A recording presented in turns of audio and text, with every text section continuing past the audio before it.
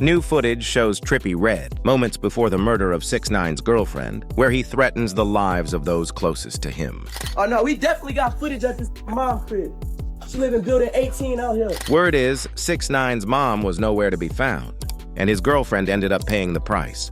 Trippie could be arrested any moment now. I've got all the details, let's break it down. The disturbing footage. New clips show Trippie Redd issuing direct death threats against Tekashi 6ix9ine. This isn't just another rap beef anymore. Not after what happened to 6ix9ine's girlfriend, Ariela Lang Costa Mahia Palano, who was executed on August 17, 2025. This isn't coincidence, fam. This is what happens when internet beef turns into real-life violence. In the streets, words carry weight. When someone says he's going to body you, especially with connections and street cred like Trippie, that's not just talk. That's a blood promise. Ariela's murder may have been that promise delivered, just not on the person everyone expected. This isn't subliminal disses or clever bars. This is raw, I'm going to kill you energy. And when gang ties are involved, those words hit harder than most realize. Trippie wasn't just talking tough.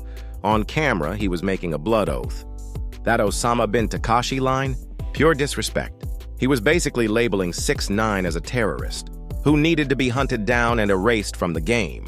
But it gets darker. During a heated Instagram Live in May 2018, Trippie directly threatened 6ix9ine, saying, "I'm even going to kill you with medicine. And when I see you, take your flag off." That medicine line is cryptic street slang. Could mean poison, could mean bullets. Either way, he was talking about sending 6ix9ine to the grave. Trippie even brought family into it, pressing 6ix9ine to put that on your mother, while swearing on his own daughter's life. In the streets, when someone starts swearing on their kids, it's no longer entertainment, it's deadly serious. That's blood in, blood out energy. What are you talking about, bro? What you mean what I'm talking about? What dad homies you talking about? Oh yeah, that homie. Who I'm talking about? All of them. What you talking about? You Who you ain't talking that about? homie. Who you talking about? You I'm mad? gangster like that. I'm gangster like that, nigga. Where you gangster? You know I'm gangster like that. Where you at? I'm in Brooklyn. You mean where I'm at? I'm in Brooklyn. You know where I'm Alright, at? stay less. Stay in Brooklyn. I'ma stay in Brooklyn. Fuck Hey, you bet, and stay your less. dad. You on the way. Yo, Trippie, you and your dad homie. Oh, I'm talking about nigga, stay there. Of course I'm gonna stay in. You mother and your dad homie. What you think I'm? You can hear the murder in Trippie's voice. This isn't some studio gangster act. This is real street energy from someone ready to slide. On his ops with the whole squad. In another Instagram Live session, Trippie threatened to beat the hell out of 6ix9ine. But in street terms, beat the fuck out of often means way more than just fists. The most chilling part? Trippie began building a whole murder squad with other rappers who had beef with 6ix9ine. In May 2018, during 6ix9ine's dispute with Chief Keef and Tado over allegations involving Cuban Doll, things hit a boiling point. Trippie aligned with Tado and Chief Keef, dropping the diss track I Kill People, a direct shot at 6ix9ine. The title alone said it all. This wasn't just another diss record. It was a murder anthem with multiple shooters ready to catch bodies. Trippie even previewed the track on Instagram, captioning it as strictly about killing people and announcing he was in album mode. He wasn't hiding it. He straight up said the track was about killing in the streets. And when you put out that kind of energy, you're basically giving the green light to anyone hungry for street cred. To really understand how it got this deadly, we need to rewind to when these two were actually cool. Back in the early SoundCloud rap days, they were friends and collaborators, just hungry kids, trying to make it out of the struggle. Trippie flew 6ix9ine out to his studio, handed him 3 Piera-born beats, and essentially plugged him in with serious production. That session gave them tracks like Poles, 1469, OE, and most importantly, what would become 6ix9ine's breakthrough hit Gummo. When we had did the songs.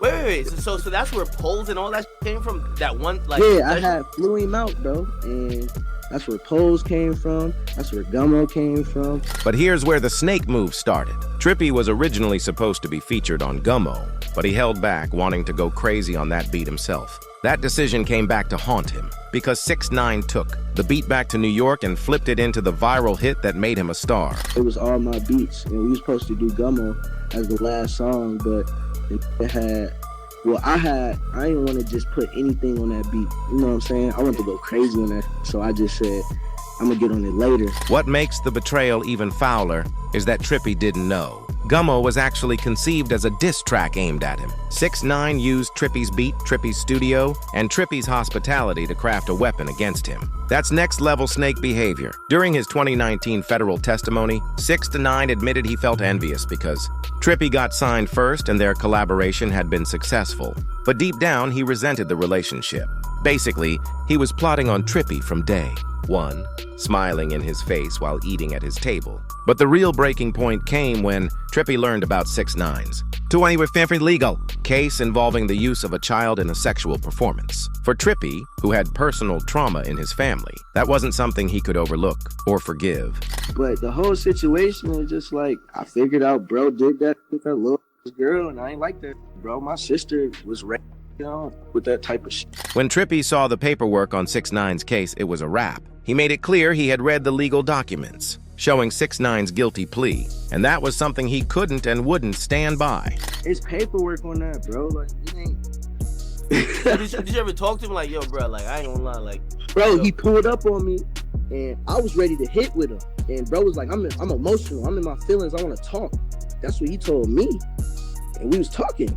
And we talked about it. And he was talking about the...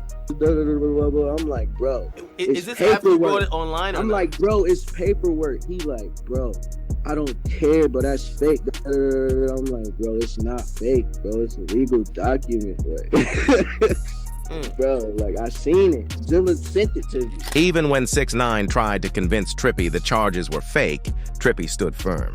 He had seen the court documents himself, and there was no denying the reality. In the hood, violating kids is an automatic death sentence in most people's eyes. The violence escalated fast after that moral line got crossed. In November 2017, Trippie was allegedly attacked at a New York hotel by members of 6ix9ine's 9 Trey crew. This wasn't a random scuffle. It was an organized hit, reportedly ordered by 6ix9ine himself. Bro had just waiting for me at my hotel. Some 9 Trey. As soon as I walk in the building, hit right in my mouth. Got hit in my mouth. And then my beat his and then they ran. So I chased it myself mostly. I ran them down myself. Shout out to the Me, real myself, Nine and I. Trey. Died on that. Still alive. For real though. 6ix9ine later testified in court that he orchestrated the attack, proving Trippie's accusations were 100% true. When you send gang members to assault someone who used to be your friend, you cross a line that can never be uncrossed. By then, both artists had gang ties that made their threats dangerously real. 6ix9ine had become affiliated with the 9 Trey Gangster Bloods in fall 2017. While during his federal testimony, he claimed Trippie Redd was connected to the 59 Brims, a rival blood set. That gang element is what separates ordinary rap beef from a deadly street war. When you've got real shooters backing you, threats of violence turn into promises of violence. And when those promises mean hitting blocks and catching bodies, innocent people like Ariela Palano end up caught in the crossfire. Looking back at all the threats and violence, what happened to Ariela makes grim sense. When you can't reach the main target, you strike what he loves most. That's Street Justice 101, and it may be exactly what went down on that highway in Mount Vernon. On August 17, 2025, the streets collected their debt. That date will be remembered in hip-hop forever, not for an album, drop, or legendary performance, but as the years of beef boiled over and an innocent woman paid the ultimate price. Ariela Palano, a 33-year-old Dominican influencer known as Ariela Langosta, was found shot dead in her car on the eastbound lanes of the Cross County Parkway near Exit 7 in Mount Vernon, New York. This wasn't some random drive-by or robbery gone wrong. This was an execution, plain and simple. Police responded to a 911 call around 8 a.m. about a disabled vehicle on the shoulder. Inside, they found Ariela in the driver's seat with multiple gunshot wounds. The Westchester County Medical Examiner confirmed her cause of death as homicide by gunfire. Ariela was closely tied to Tekashi 6ix9ine, even appearing in his 2023 music video for Wapai. But their connection ran deeper than just business. While most reports described her as a good friend and collaborator, social media buzz and viral claims suggested they were romantically involved, with some even calling her his girlfriend. The timeline of her final hours is heartbreaking. Ariela left her shift at Icon, New York, around 4:30 a.m. and was driving home when she was fatally shot multiple times. Think about that. She had just wrapped up a long night at work, probably exhausted, just trying to make it home to her bed. But instead, cowards were lying in wait to take her life. Her final social media post, shared not long before her death, expressed how happy and blessed she felt, adding a cruel, tragic irony to what happened next. That's what makes this whole situation so messed up. She had no idea death was stalking her. She was living her life, feeling grateful, putting out positive energy, while someone else was plotting to end her existence over beef that had nothing to do with her personally. Whatever he did, like I always say, man, get your man. Get your man. Get your man. Get your man. If y'all looking for 6ix9ine, if y'all thought that was revenge, that definitely some revenge to hurt him. What's really disturbing is how Ariela's murder fits into a long pattern of violence that surrounded 6ix9ine for years. Her connection to him went back to 2018, and that same year, she was reportedly kidnapped by members of the 9 Trey Gangster Bloods, who mistook her for one of his close associates during internal gang conflicts. That 2018 kidnapping is a crucial detail most people overlook. It shows Ariela had already been targeted, once because of her link to 6ix9ine, and she survived that attempt. But the streets don't forget, and they damn sure don't forgive. What happened in 2025 may have been the completion of something that started back then. When 6ix9ine learned of Ariela's murder, his reaction spoke volumes about how close they really were.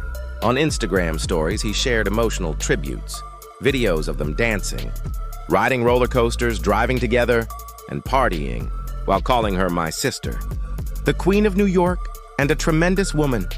He wrote messages like, "You supported me in everything. NY will never be the same. I loved you, Ye. I love you, Mogra. There's no heart that can replace yours," all accompanied by broken heart emojis. The pain in those posts was raw, but so was the implication. Her death was tied directly to her loyalty to him. By calling her the Queen of New York and emphasizing her support, he basically confirmed she was deep in his inner circle. In street terms, that made her a legitimate target for anyone who wanted to hurt him, but couldn't get close enough to touch him directly. Tributes also poured in from the entertainment world. Cardi B, for instance, posted a photo of Ariela Palano on her Instagram story with the caption, "R.I.P. Dominican Pretty."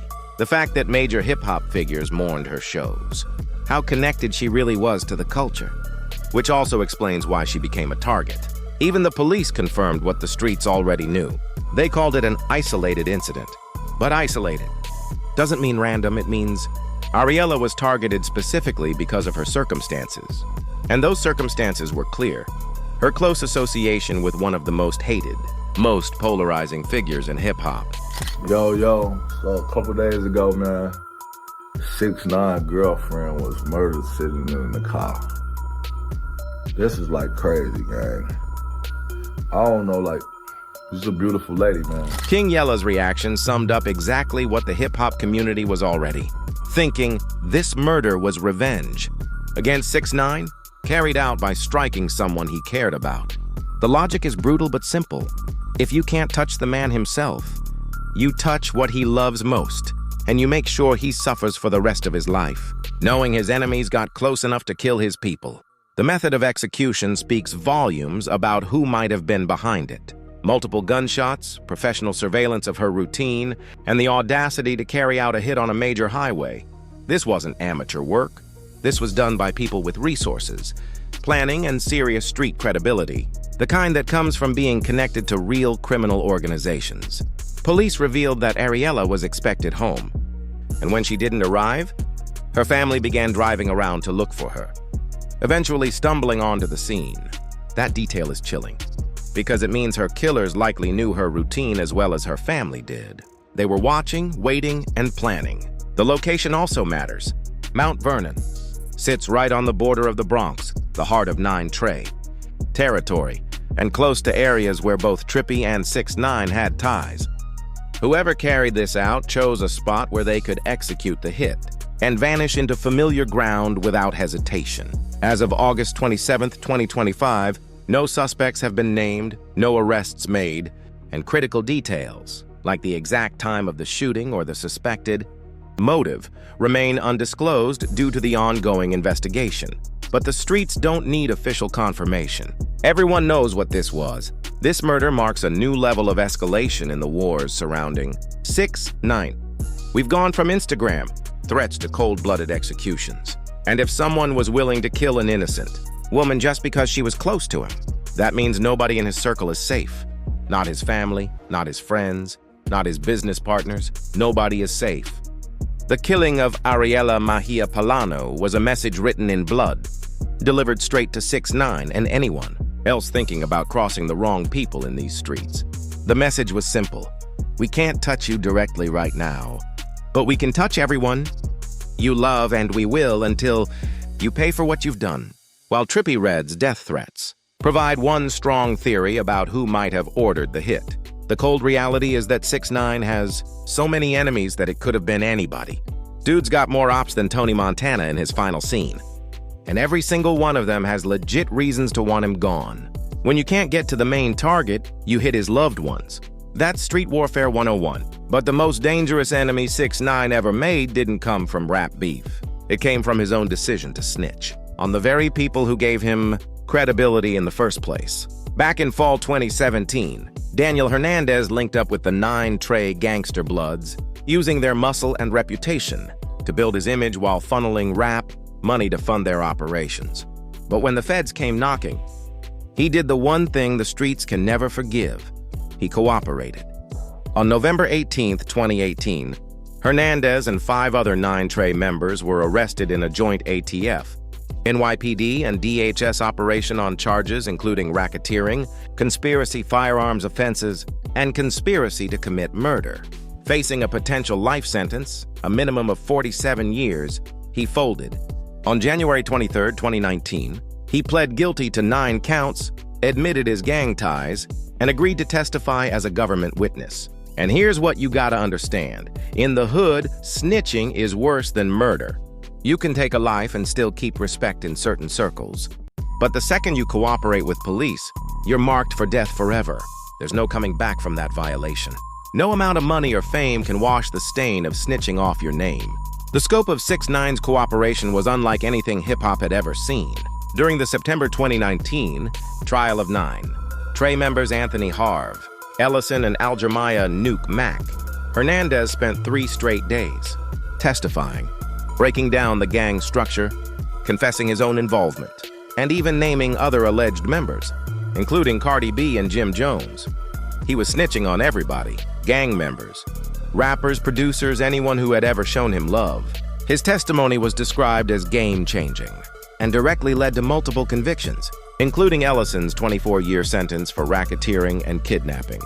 We're talking football numbers, 20, 30, 40 years behind bars, all because of 6ix9ine's cooperation.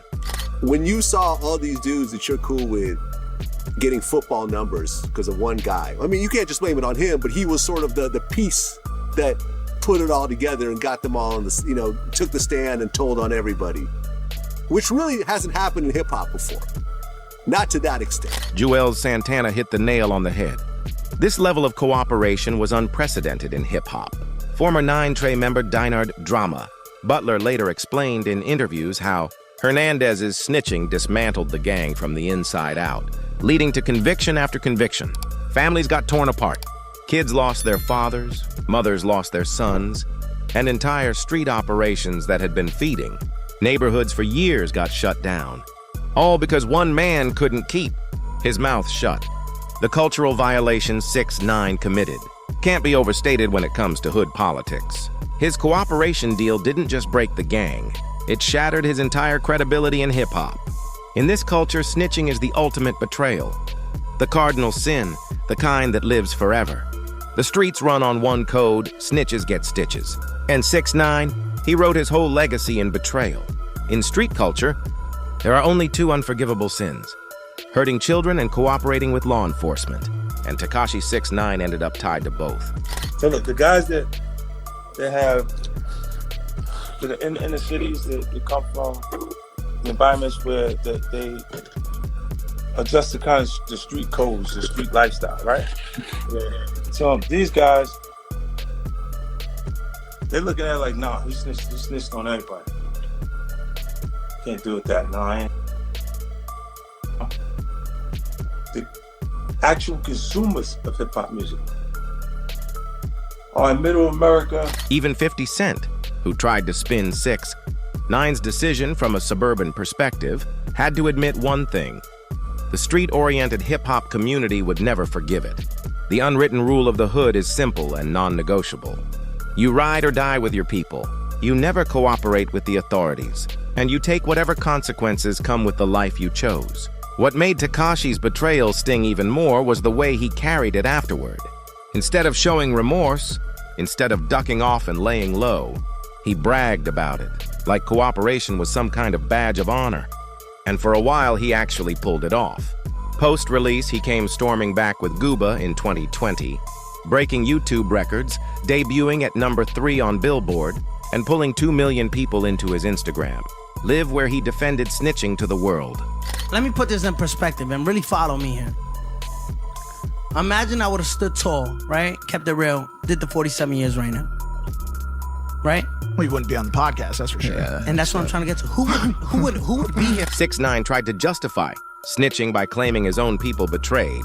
Him first, smashing his girl, robbing his money, even kidnapping him. But here's the cold truth about street politics. None of that matters once you cross the line into cooperation. You can't unring that bell. Betrayal from your crew might hurt, but running to the feds is the ultimate betrayal. And in the streets, that violation erases every excuse. If another TMZ staff member kidnaps you, is that loyal to you? You're working right now, probably stealing all of the money that you're making right now and gives you crumbs of it, but it's taking majority of the money. Is that loyal to you? These are my people. Like, how many people I beefed with in 2018? I beefed with the whole West Coast. I beefed with the Houston. I beefed with Chicago. The flaw in 6ix9ine's logic is that he tried to apply suburban, middle-class morality to street politics. In the hood, once you tie yourself to a criminal organization, you accept that betrayal, violence, and exploitation come with the territory. You don't get to rewrite the rules when they stop working in your favor. His cooperation didn't just put a target on his back, it painted one on everyone around him. Family, friends, girlfriends, business partners, anybody showing loyalty to a cooperator becomes fair game. That's the brutal code of street justice, and it's exactly what caught Ariela Palano. Her closeness to 6ix9ine placed her in his orbit, and in that orbit, enemies don't just aim for you, they hit what you love most. That's how you cause maximum pain while sending a message. Nobody is untouchable. And 6ix9ine's enemies weren't limited to 9 Trey. His relationship with them was transactional and exploitative. He was their cash cow, funneling music money into gang activity. But once he flipped, he didn't just betray a few homies. He crippled an enterprise that fed entire families and neighborhoods. To make it worse, during his testimony, he named Cardi B as a 9 Trey member and linked Jim Jones to the set, even without charges, putting high-profile names in the spotlight. Created more enemies, people with reputations to protect and grudges that don't expire. Listen, man, we all know what we signed up for, man. And I'm gonna leave it at that.